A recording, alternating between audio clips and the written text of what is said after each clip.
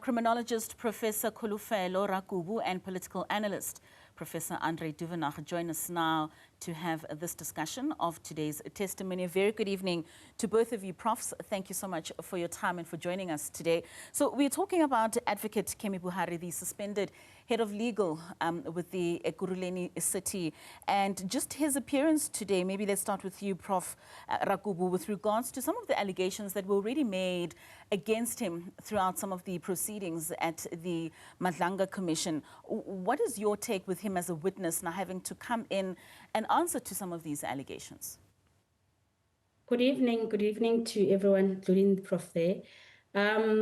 His testimony, I found it very defensive and denial-oriented. And I did not find any new evidence that would then assist the commission take a particular direction. And it was strategic positioning because his stance is more on protecting his professional reputation than then to unearth the root cause of corruption or to even share with the commission some of the issues that would then lead to a reform or a better improvement or a suggestion. So from his testimony, he came in to try to then gather facts around him maybe staying in the profession than to assist on anything else. But then it is very worrisome because you wonder some of the decisions or legal advices that he gave as head during his tenure, because obviously that impacted on multiple decisions taken by council. Then one is very interested in unearthing or understanding some of the decisions and the repercussions to date. But again, all of this talks to also failure of the city's fight against crime. Might it be that there were also unsubstantiated legal advices given or politically or individually motivated legal advices provided? So from this testimony, I did not get anything new. I was left worried with regard to some of other decisions or legal advices provided to the city and the implications those advices had on law enforcement or decisions around crime prevention in the city. Prof. Duvenhage, did you find the testimony today to be of value towards what we are trying to work towards? Katlego, my viewpoint is the same as that of my colleague. It was absolutely clear that Advocate Kemi Behari was not clear and to the point. Listening to him for about half an hour to an hour, I couldn't make any sense of what he was saying, and I had to do a lot of additional reading to come to the clear point. And what is clear to me is that he is responsible in a way for shielding both Brigadier Julius Mkhwanazi and Vusi Musikat Matlala. And as head of legal services, he had a responsibility in this regard. And to me, it is clear that he is dodging the bullet at this point in time. And it's clear that he is setting up a judicial and juridical context wherein he can put him in a position where he's out of blame and where they are not going to target him in particular. So that is in a nutshell my summary about what I have seen and listened to. Prof. Rakubu, I mean, you touched on his core responsibilities as the head of legal for the city of Ekurhuleni. What would you say would be the ethical obligations of someone who is in such a position, and also just particularly in a complex environment such as Ekurhuleni? How should these responsibilities also just influence their decision-making like that you referred to earlier in cases involving allegations of corruption? Obviously, as legal head, you'd expect him to take sound legal decisions, well-informed legal decisions.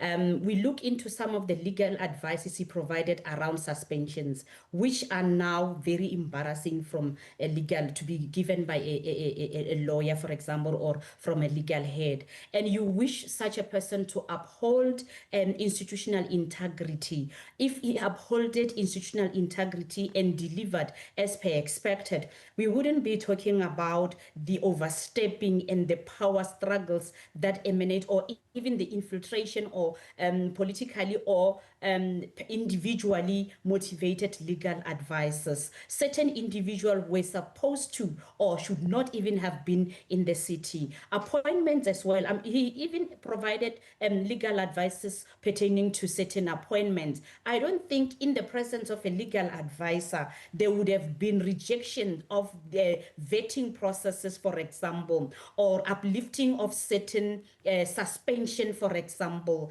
It looks like a legal head was not there to protect or to uphold the law as expected by the city. That is why I'm very much interested in tapping or reverting back to check what kind of legal advices were provided to the city, because I'm sure to date there are litigations after litigations. The minute the service providers or even the city at large gets to understand some of the decision or advices provided by this legal head, I'm sure they will be coming back to then revisit or challenge the city's legal decisions. So he should have upholded the law, protected the city, because he provided compromised legal advices, which then has major repercussion, but largely on multiple issues pertaining to safety, law enforcement, and largely on the police community trust, or even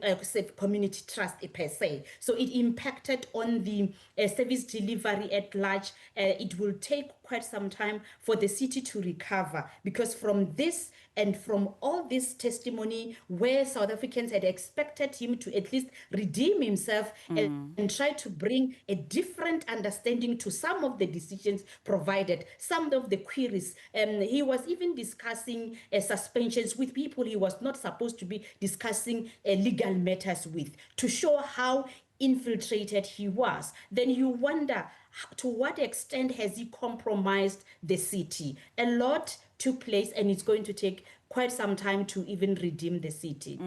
Prof. Duvenhage, when we come back, I just want us to continue just on that thought process, particularly when it comes to the political pressures that people such as Behari would have in the positions that they lead. We are talking about the Madlanga Commission and the suspended head of legal for the City of Ekurhuleni appearing today. Also share your thoughts with us. You can give us a call or simply send us a WhatsApp. We'll continue with our discussion after the break. Do stay with us.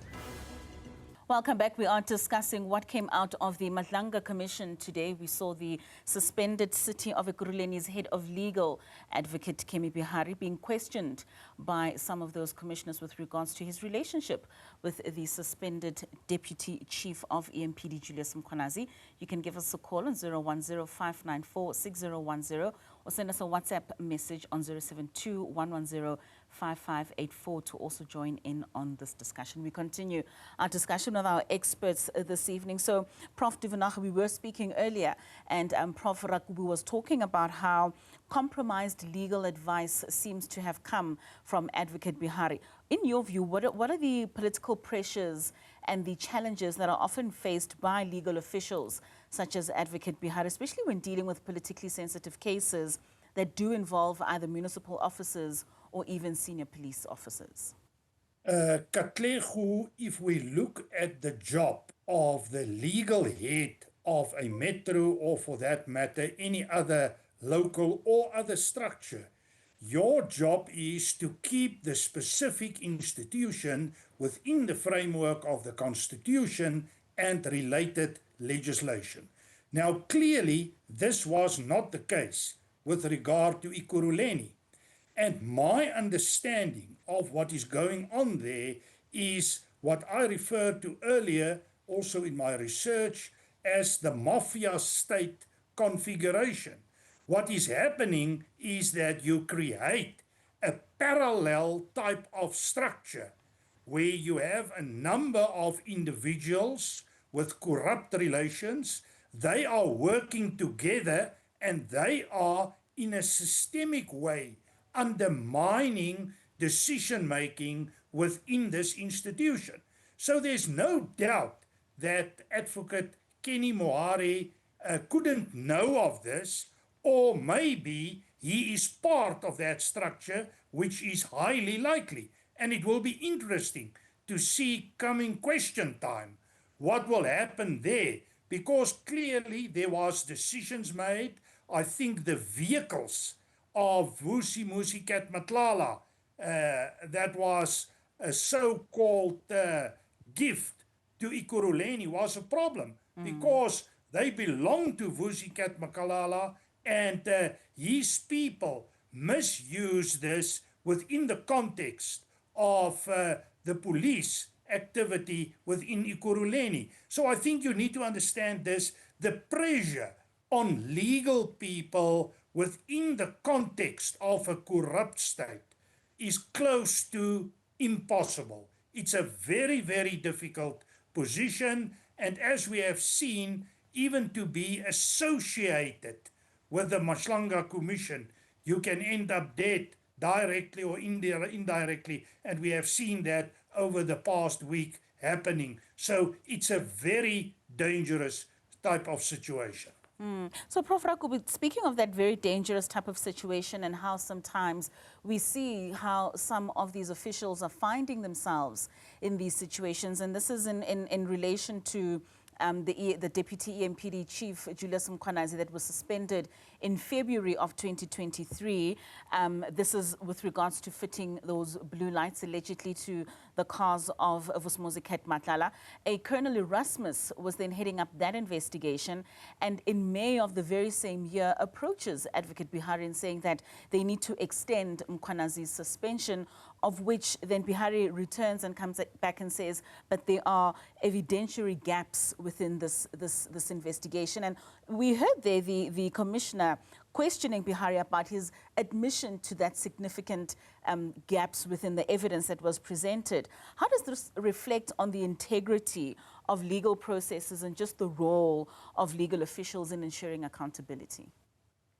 I will revert back to my earlier session of the institutional integrity questioned and the compromised legal advices, because for him to then make such a finding or provide such an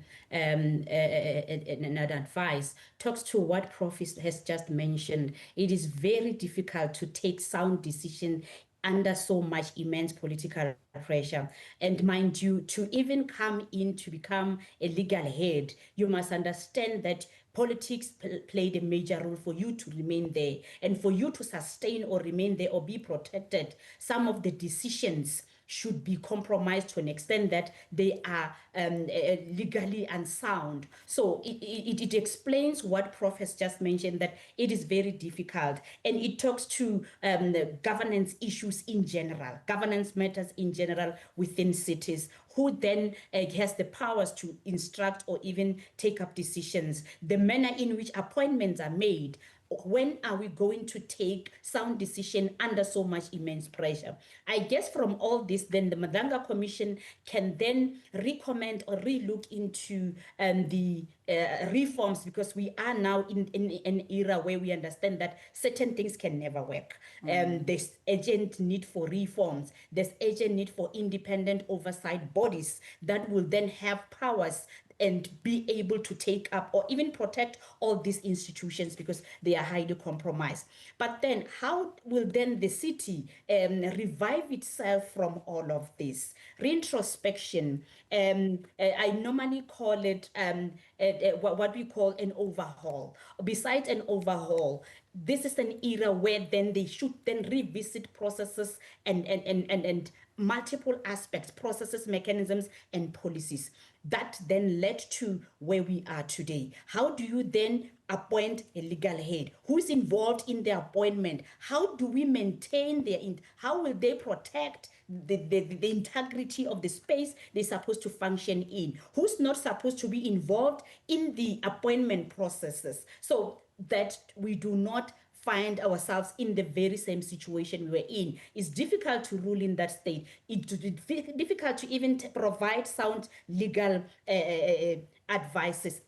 Honestly, I'm sure he knows that he had to overlook or even overrule certain legal decisions, or even close his eyes to take certain legal decisions. He knew certain people were on the wrong side of the law, but powers that be suggested that you are in this position, we put you in this position, we are protecting you, therefore you cannot even come up with any other finding. Other than that, we remain, we install blue lights, we abuse our powers, we take decisions as if you do not exist. So a lot should happen, a reform, urgent reform for that matter. That would then assist other cities, because I don't think it's Ekurhuleni only that is going through this. Others, the whistleblower are still silent or even afraid. But a lot that is happening in Ekurhuleni, you might even find in other cities. And I really want us to unpack that a little later, beyond the cities, but with many, not only even government departments, but also private firms, where we do see a lot of interference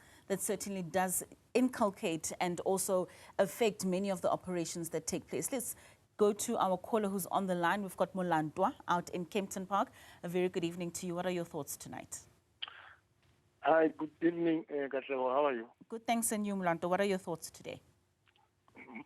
My thought is that, Katlego, the testimony of Behari today, it is a... Hello? Yes, we're listening, Mulantwa. Continue. Yes, I'm saying that, no, the testimony of Behari today, it is a reflection of how the city had degenerated in terms of the senior management who found themselves wanting. I mean, really, there's no way, because that reflects that, no, the city is having so many deeds of the HOD who've appointed on key position, but who at the end of the day, they're not serving the interest of the city, but they're serving the interest of individuals within the city. I mean, it's quite embarrassing. I mean, also it goes back to the issue of the council as a whole.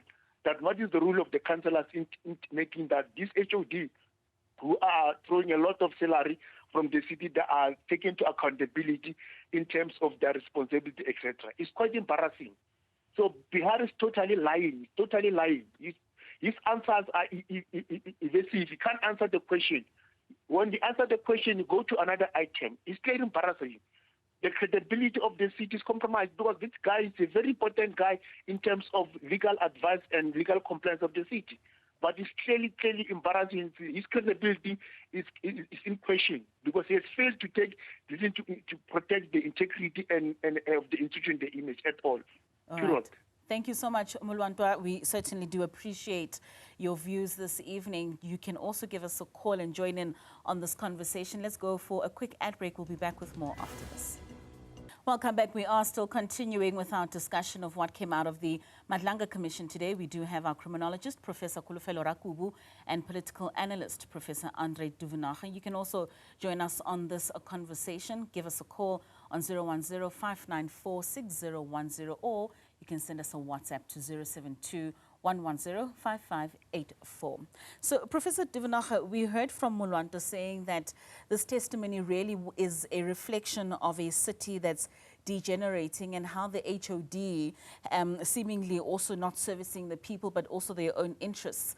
But he also went on to bring in the entire council, saying, what do councils do as an oversight body when you're seeing officials that are at the helm and not there to service the cities that they are meant to? Katlego, I think the problem we are talking about in Ekurhuleni is by no means unique to that metro. I think you are going to find it in the majority of municipalities in South Africa and also in other parts of higher levels of government. And my take is that these are all the result of extreme patterns of political and institutional decay that is going on in many levels. And by how to change this around? How do you work towards a scenario of better governance? And my general take on South African politics. And I'm not busy with Ekurhuleni now, I'm busy with national politics. We are really at a turning point. We cannot continue like this on literally all levels. Therefore, I believe it is very important that important stakeholders came together, they talk with each other, they define the road ahead. To just create another commission, another committee, or another body that can look after good governance is not going to help us. We need to look and find the fundamentals of the state, the fundamentals of good governance, and we need to get people to act in accordance. And I am concerned that we have a good constitution, we know what is good governance, but we are not acting in accordance with this. And what we have seen in Ekurhuleni is precisely this, to the extent that this is decaying into a fully corrupt state. So, Prof. Rakubu, I mean, you mentioned a complete overhaul that needs to take place. Prof. Duvenhage is speaking about institutional decay and us looking for those fundamentals of good governance. And really at the heart of this is just beyond the political infiltration within the criminal justice system, but as you've also mentioned, how many of these government departments could be sitting with the same problems where if it was not particularly for the Commissioner of KZN bringing this out in that media statement on the 6th of July, we probably wouldn't even be expanding just within the police. What do you think needs to be done? What are those low-hanging fruits that we could start looking at for us to find those fundamentals of good governance, and so that process of that overhaul that you mentioned can start turning and happening? You see, one of the an expected outcome of the commission is to do that you are asking. Wherein at the end of the day, commission will not just be one of those money wasting exercise, where at the end of the day will then see certain individuals being moved or prosecuted as expected, or even saving time, where the city can at the end of the day take actions against those that robbed the city. But then for that overhaul that I'm talking about, it talks to unearthing the root cause. I think we are at a stage where we now untapping, unearthing to understand how as South Africans, how as citizens have we contributed to ending where we are. Where did we go wrong? Is it in governance? Is it in structures? Is it in management? What is it? Prof there and others are busy writing for South Africans to understand that as we now going for overhaul, where did we get it wrong? Is it through council composition, the powers that lies with council that has led to the city to where it is, or any other municipality in the country? What has led to where we are? For us then to revisit and decide on whether it works or not. For example, we understand in the SAPS, for example, that there has been issues with the constitutional power struggle, where there was a misinterpretation of the powers that be and the decision-making processes, right? Consultation and so forth. Then in the city, where are issues, governance or the processes, so that as we now go for overhaul, because nothing is working, I will talk in terms of law enforcement. When now you have powers that be that will decide that you as an individual, you will not be vetted and come in to then be entrusted to ensure safety, then we got it all wrong, because obviously a particular offender is in the system as we speak to proceed and also victimize more victims within the in the city. So an overhaul will require back to drawing board, and this will then impact on all cities in the country. Where do we even start? Governance or in structures, systems, or the composition of the council, or revisit some of the prescripts that have discrepancies that are leading to some of the issues we're facing today. Which policy provided powers that be that even the head can be compromised to that level? Where was council? What are issues within council that made it possible for even legal head to be compromised, or any other head of supply or security service or community service services and so forth. What are issues? Because I'm sure there are pertinent issues. I'm sure systems are very dysfunctional, and they do know where and what led to the dysfunctionality of those systems. So an overhaul will require introspection, back to drawing board. I guess experts in governance, experts in local government will have a field day in trying to restructure composition or functionality of cities or metros or even municipalities at large. As a criminologist, I come in in law enforcement angle, where as a criminologist, I look at what? Existing policies in place that mandate municipalities to be involved in crime prevention, where each city or municipality should have a safety plan. The very same Ekurhuleni we're talking about doesn't even have a safety plan, and other sister cities do not even have functional safety plan. So you see now, it's not only one aspect, it cuts across. People have been just adopting policies for the sake of IDPs and nothing else.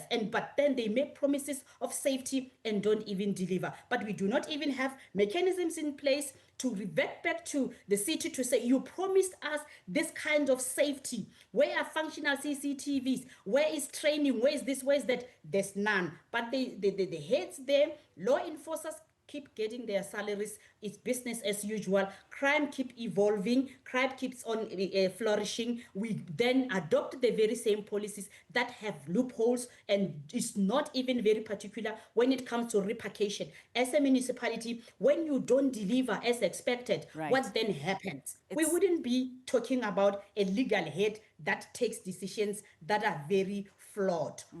I mean, this is a very, very bleak picture that you paint here, Prof. Rakubu. So, Prof. Duvenhage, just to close this off, beyond the policy changes and the reform recommendations, for us to have that overhaul, do you think we are too far gone in having a culture shift that will allow for change to happen?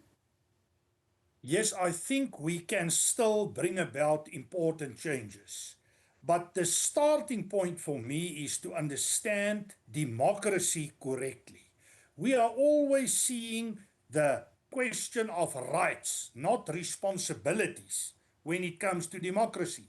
And to me, democracy is about 80% responsibility and about 20% political rights and other social economic rights. And I think at the end of this year, there will be an opportunity for the citizens of the country to keep the local governments responsible for what they did. So it's important to use your vote the right way. Secondly, I think it is critically important to get a clear differentiation between the political side of the structures and the administrative or bureaucratic side.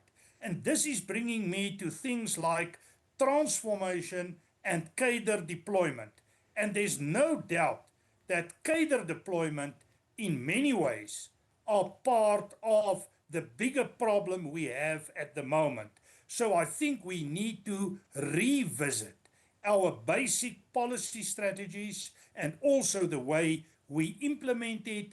We need to consolidate our democracy, and we must ensure the freedom for people, but at the same time keep them responsible in terms of what is expected from you in a democratic state and under a democratic constitution. Right, and as you say, Prof, those local government elections are going to be very imperative for the locals to be the ones keeping those that they put in power to be accountable. Thank you so much to both of you, Prof.